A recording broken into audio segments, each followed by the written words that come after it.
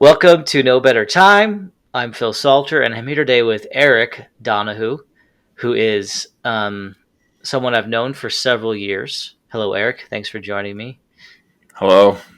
And you're someone that I've mentioned in previous episodes. I haven't gotten a lot into budgeting specifically. I've kind of glanced over it, but I mentioned how I use an app called You Need a Budget or YNAB. I don't know if that's really what they call it, but that's what we call it. And how there was a period of time, I don't know, maybe 2 or 3 years ago that you had brought it up to me, and also my brother had brought it up to me around the same time. And you're two people that I have a lot of respect for in your opinions, and I was like, maybe I should look into this thing. So that's kind of one of the things I want to talk with you about today. But even before that, I'm kind of curious. Something I've always want to ask people, but I don't always remember to, is to ask kind of what would you say your relationship was to money as a child growing up? Did you make money? Did you have an allowance? Did you save money? I honestly don't remember if I ever had an allowance or not. I don't remember having an allowance, but I started working by the time I was probably 11. I had a paper route, and we would drive our four-wheeler at 6 in the morning around the neighborhood because we did the neighborhood that we lived in, basically. And we would fold them all up in the morning, throw them in like a big storage plastic bin that was bungee corded to the back of the four-wheeler, and me and my brother would go around throwing them out. But after a year or so, some neighbor was complaining about the sound of our four-wheeler every morning, and so Early in the morning, yeah. so the paper route came to an end. My parents weren't willing to get up and drive us around, so that was the only way they were willing to let us have a paper route. Because you have all brothers. You have like four brothers? Four younger brothers, yeah. Four younger brothers. You're the oldest. Who instigated doing the paper route? Was it you? Did your parents say, hey, this would be a good thing? Or do you remember that? I don't remember. If I asked my mom, she'd probably know. It was probably them. The only so paper routes. I remember my family having a paper route at one point, and we'd take turns going with my dad really early in the morning. And I remember specifically going on the paper route when my dad told me how babies were made. So I have this memory of like paper routes and being like, "You're joking, right?" I'm like, "But he wouldn't joke about this." So, but that's great. So did you? Thanks, Dad. Yeah, thanks. um, so having a paper route was the first time you remember making money. Do you remember kind of what you did with that money? Did you say, "Hey, I gotta go spend this money"? Did it, like? Man, I don't know what I did. I have no idea. I probably bought Pokemon cards. Yeah, but so when you could say like maybe that's the earliest you remember, but kind of let's say fast forward, did you have a job while you were in high school? Were you just a I student? mean, since that paper route, I've always had a job. So did the paper route, and then when I was 14, I think I became a part or substitute cleaner at the elementary school that I went to as a younger kid. So I was vacuuming and cleaning a school after school. They had kids do that job. Like they pay you? Yeah, it was a paid job. So I was paid. I wasn't a full time one, so I wasn't doing it every day, but I was there probably once a week or so, just filling in. And then after that, I got a job as a part time Salt Lake County Library System shelver. Okay, And so I would like just bringing books back to the where they. I would literally just take books that were returned, sort them on a cart, and roll them around and put them back on the shelves. And I would do that for 4 hours at a time at random libraries all throughout Salt Lake County, because the Salt Lake County library system is kind of all connected, and I would just fill in at libraries where somebody had time off or was sick or something. What was the age? That was, I think, starting at like, that might have been 16, because I'm pretty sure I was driving myself to Okay, those. so it was more of like more traditional like working age at that point. But Yeah. you have a history, like you said, you've always had a job. You're someone with a really high work ethic. Um, yeah, you work really hard, but you work really smart, and you're about not just wasting time, right? So I'm sure even when you did that at the library, were you even back then where you're like, hey, how can I be most efficient with this? I just And remember being disturbed with the graphicness of the erotic female novels and the covers they had to put away. that that women would read. I just couldn't believe that. I just felt bad for people that were getting their kicks off of that stuff. Maybe you feel good for them, man. They found their passion.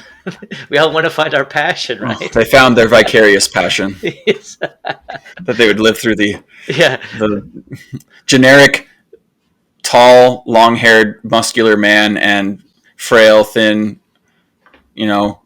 take me daddy woman in every The book. Fabio types, right? And Oh those yeah, covers. like some of them literally were Fabio drawn I on the think, covers. right? I think he really was a model for those. Yep. So then did you ever, were you much of a saver? I'm wondering, because I just think, because for me, like, I never was a saver growing up. I always spent money as I got it. I was kind of like with my group of friends. I was the chauffeur, so I'd do most of the driving and I'd pay for most of the gas. And I mean, my parents didn't pay for any of my stuff. I think they did pay for my car insurance, but like I had to pay for everything else that I did. Mm-hmm. So I didn't have a big chunk of savings by the time I was done with high school. Like I should have. I should have, but I always found things to spend my money on. I like to, use it instead of lose it. Yeah, yeah. So I wasn't really budget minded or thinking about any of that at that age. Yeah, so then what happened? Because like I would call you quite successful person. It's all relative, but you're definitely someone who's done well and has worked hard and gained skills. And over the years, you've found yourself making more and more money. I'm sure, like a lot of us do, as time passes. At what point did you start to realize, I need to start budgeting, or when did that kind of start coming into play? I mean, when I got sick of living paycheck to paycheck. Did you find that, And hey, I'm making more money, I'm not poor, but I'm still kind of living paycheck to paycheck? Did that well, ever it hit you? got harder when we had our first baby, Charlie, and I had to get a full-time job with benefits to help pay for babies. And so we did that, and then shortly thereafter we bought our first house that I'm in right now. We had a condo before that we owned, but when we tried to keep that and then rent this out, or rent the condo out while staying here, and that just made finances really tight because that was back in, we bought it in 2000. It was 2014 when we started to rent that, and the amount of money I was getting out of rent was basically just barely enough to cover the mortgage. And so I was always feeling like I had to, save some of my own money to put aside for the things that would inevitably happen in the condo. Plus, the MTC didn't really pay that great. And when you add that up to all the new bills for a new baby and then taking care of the condo and then a new mortgage on a house. So it's feeling more like a liability to you than an asset, right? Yeah. And it was just tight. My money was tight. We, I'm sure we had a credit card balance at that point, and we were making minimum payments on it. Mm-hmm. At one point, we had our credit cards completely paid off, and then somewhere between getting them paid off when we first got married and getting into this house and having a baby, we built up some balance again. So it was time to do something about it, and it was ultimately Aaron Gibson who told me about YNAB working at GoReact. And I don't know, it just resonated with me and made sense, and the rest is history, as they say. Well, yeah, I want more of the history lesson, right? Like, I want to, because you kind of heard about this app, and what is it you feel like really helped you? And obviously, I wish I was sponsored by YNAB, but it's just something. I've applied there twice. Oh, have you? Good for you. Yeah, they're a fully remote company, but they are based in Utah. And there's other people I know that are all about it, like Jonathan, who we work with, who's actually also been on the podcast, is really geeks out over it and how to really. Yeah, I think he heard about it from me and Aaron as well. Yeah, but like, what is it that you found? And like, maybe not specifically to say, hey, this is the app, but like, what about this app that made it so that budgeting became more successful for you? That I think it was it's the 4 rules that YNAB, their philosophy and their 4 rules that kind of resonated with me. The concept of giving every dollar a job. And, before this, probably like most people, I was using, is it Mint?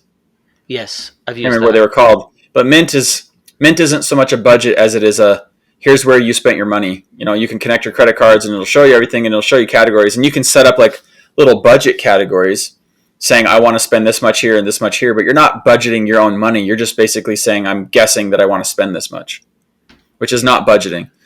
I read an article about YNAB once. At one point, they said Mint is like a crime scene investigator, whereas YNAB is more like Minority Report and working with the precogs. Mm. Because Mint was just, your budget is a dead body and you're looking at what happened to your money and trying to figure out where it went and what you did with it. Whereas YNAB, you're planning you're thinking into the future and trying to prevent a dead budget body from occurring by knowing these are the expenses I'm going to have and planning for them and preparing for them. Yeah, it's more proactive, right? And not that there's not value in looking back, which you can do obviously with YNAB as well. Say, what did I spend my money on and where did it really go? But like, yeah, right. You get your money, you get your paycheck, and then you start to have this available money to then start putting in categories, which I kind of think of as like individual little accounts.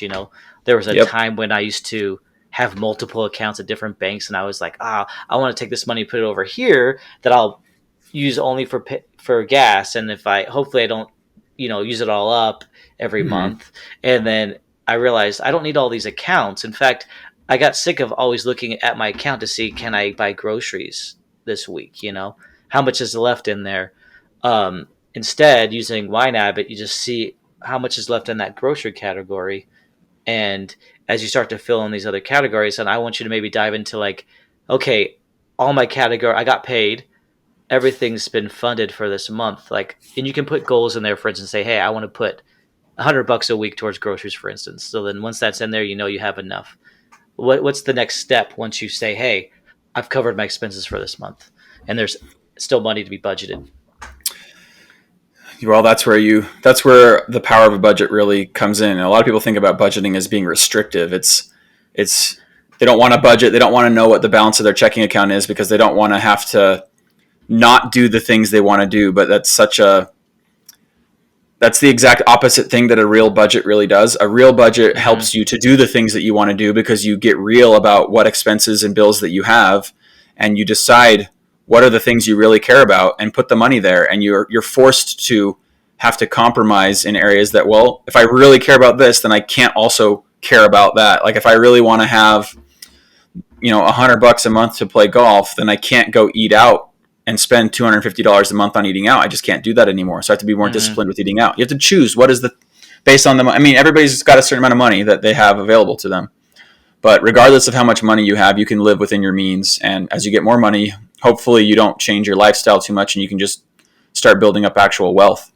Yeah, and But yeah, for me, I try to get a few months of all my expenses budgeted out in advance. So when I finish a month, I start moving forward to the next month and then the next month in YNAB until I've got, I want to always have at least 4 months of everything budgeted out in YNAB. And then after that, any extra money you have, I don't feel like I need to go any farther in the future. So I'll start pie in the sky. Like, well, what do I want to do with this extra money? Do I put more towards retirement? Do we increase our vacation budget? What do we do? So you work it out as a family of what do we really want to do? What do we care about? Do we want to do some house upgrades? And you start having extra money to put towards those things. yeah, and I think it's one thing that's really important when it comes to budgeting is realizing that everyone has to make choices and has to have priorities. And there's people you really no matter how much money you make, you can always just end up spending it all if you don't have a plan and if you don't have priorities. I'm reading the book right now called like The Simple Path to Wealth or something, and there was an example of a guy who just got his $800,000 bonus check for the year. That's just his bonus check, and he was complaining to this person, this author, about how it's just not enough because he's all these expenses. It's like, okay, that's a certain kind of lifestyle he's established that requires a lot of capital to He's maintain. got a lot of debt payments that all has to go That's through. a lot of debt, and yeah, exactly. You know what I mean? But it's just a certain lifestyle. So I used to think like we and my wife would have conversations like, oh, we're making more money than we used to, but then we're still like having to make these choices, and that's not a failure. It's like, no, that's just part of life. And You're you always going to can't have to do that. you can't say yes to everything all the time. Like, who has that, like an unlimited amount of money? Very few people. You know what I mean? And the people who have a Yeah. lot of money that truly are wealthy, it's because they've remained disciplined 9 times out of 10, if not more. You know what I mean? Or they're a trust fund kid. Yeah, One of the exactly. two. If you haven't just had money land on your lap, like, it's because of discipline. Because you Yeah. can, like I said, the more money you make, the more you can find a way to spend. So The true key is to be happy with what you have and not always be wanting more. Like yes, have a lifestyle that you're satisfied with, and as you make more money, actually build wealth so that you can stop worrying about making money and stop Hmm. worrying about having to provide, and like literally just spend your time doing what it is that you want to do because you've already resolved the money situation. Yeah, and it's funny how sometimes we sacrifice the things that we really want for like the things that we kind of want right now. You know what I mean? That Even though it's not. cheeseburger looks so good. Yeah, and so it's not. It's really amazing though. Like once you start to like take control and make choices and plan, like you can do so much more. Like all of a sudden, I Yep. feel like, oh, we can actually go on vacations when before I feel like I could never find a way to afford it. You know what I mean? Like we can Yep. really do more And pay with. with it all in cash, and you don't feel any guilt spending it. Mm-hmm. You It know, makes a you huge set aside. difference. And I mean, honestly, I'm still working on it. Like I'm still, we're not perfect, and that's a great thing about this is no one's perfect. You're gonna overspend on certain budget items, But and you that's said, one of the philosophies of YNAB is rolling with the yeah, punches. You know, you go exactly, over in groceries. All it means is you have to pull money out of some other category and balance things out. So something happens, some things come up, life happens. You don't have to beat yourself up over it. You just roll with the punch, move some money, and you move on. yeah. And that's the thing. If you get too obsessed with like not like being perfect, when you do mess up, it's a lot easier to just say forget it and just like then it just becomes worse. Yeah. Then you're just like, As long as your mess up isn't like, oh, I bought a $1,500 TV I didn't need. oops, Like yeah, then you might have to like address your spending addiction and like just wanting to have things problem. Like I feel bad for people whose happiness is based on things yeah. And because it's it's that's a never ending just you get it and then the novelty wears off and then 2 days later you have buyer's remorse. It's true. And I've had that feeling myself, and it's something that you start to realize the more you have wins financially, like, oh, this feels way better than that immediate rush of buying that thing that I really knew I shouldn't have. So yeah, for sure. Yeah, I mean, there's some things that you can justify. Like, how often do you use it? How like that's the thing is like, is it actually going to improve the quality of my life? Like, is there really a difference between my evening enjoyment when I look at a $500 TV versus a $1,500 TV? Like, is there really going to be a difference there? Yeah. I would spend good money on your bed. You spend a third of your life in your bed. Buy a quality bed. It's worth the $2,000 if you're going to be in it 8 hours Yeah. a day. Yeah. Um, have a reliable vehicle. Get it paid off as quick as you can, and then just ride it till it's dead. Yeah. And I think that that's the thing I always thought it was about like being super disciplined and like super minimal and scrounging all the time and like eating really simple food all and not eating but it's like no, it's about like just having a plan and sticking to it. If you say, hey, for me, I want this much money for groceries, and that's a high priority for me because I want to eat like fresh vegetables and fruit every day and I want to have really awesome Do it. things, do it, but just know what that budget is for that and stick Well, to you it. just have to know what it means for the other things in your Yeah, life. exactly. Like, And wow, that means so. Well, I guess that means I can't do these other things, and that's fine. So, yeah, and that's I think we get it, but I just think that it's so important to not have a minimalist or a scarcity mindset. I mean, around this because it's easy to think that's what it is, but really, this is about creating abundance, man. It really does. We were yes, talking the other day about how. Wow, in my account, my bank account, because money just kind of starts to, because it's cool, because with the YNAB in particular, money kind of rolls over into categories. It's really nice. It like helps you see like, oh, I budgeted, let's say 500 for groceries. I spend 400. I wish that was the case, but like $100 rolls over I to wish the I only next spent month. 500 on groceries. Yeah, and that I ever went $100 under budget for groceries. But you know what I'm saying? But then like you could say, hey, let's say like there's a particular category that keeps like, oh, I don't always spend it all. Then you can readjust. Say, oh, maybe I don't need to put as much and blah blah blah. But it's really great. But like I've never had so much money just sitting in my bank account over time. It Hmm. just continues to grow because more money kind of gets building up in these different categories, and that's something That's that how it was for me too. yeah. So it's some, Certainly, anyways. making more money helps, but like if you don't already have a good habits with how to handle money, then you can make a lot more money, and then you can be like the guy that gets an $800,000 bonus and still feel stressed out about it. Yeah. And if someone's listening to this and like you could either be the person that doesn't make that much money and is trying to make more money, learn these skills now because it's just going to benefit you. If you're someone who makes $200,000 a year and you feel like you're living paycheck to paycheck, you're not alone. Like this happens to like a lot of people, and you can get out of that cycle, and it's all about budgeting, Yeah, and it's I about, was I was in that cycle. I know how it is. I appreciate you taking the time to talk about this. I know it's something, it's made a huge benefit in my life to focus on budgeting more.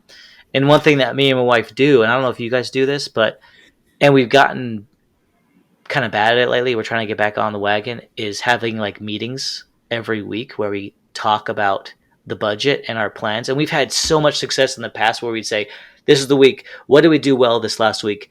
Where did we kind of fail? Oh, we overspent here. Uh, what do we need to have money for this in this coming week or month? You know, so it's like, oh, actually, we have this extra thing we don't normally have. We have to get putting money aside for that. When we've done that, it's made the biggest difference.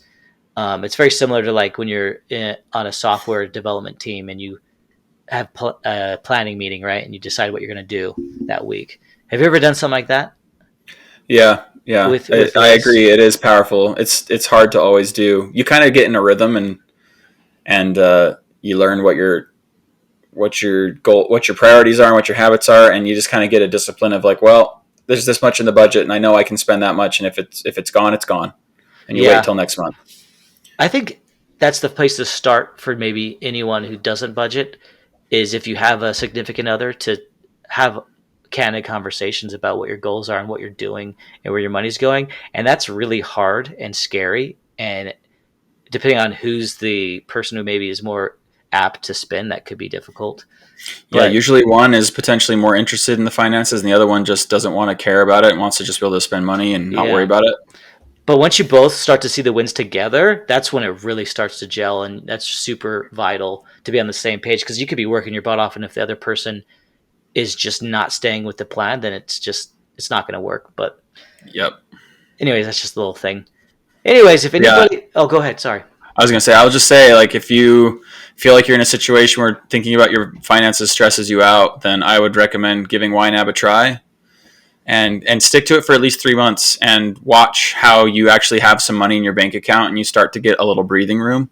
As long as you are committing to it, Mm-hmm. um, I can promise you that you'll start to see a difference and you'll feel like you're in more control of your life and not like you are just at the whim of whatever bill comes up. Yes. Yes. Be able to go do the things, buy the things you need with confidence, knowing, oh, I have this money and it was meant for this, and that's okay. That's why I put it there.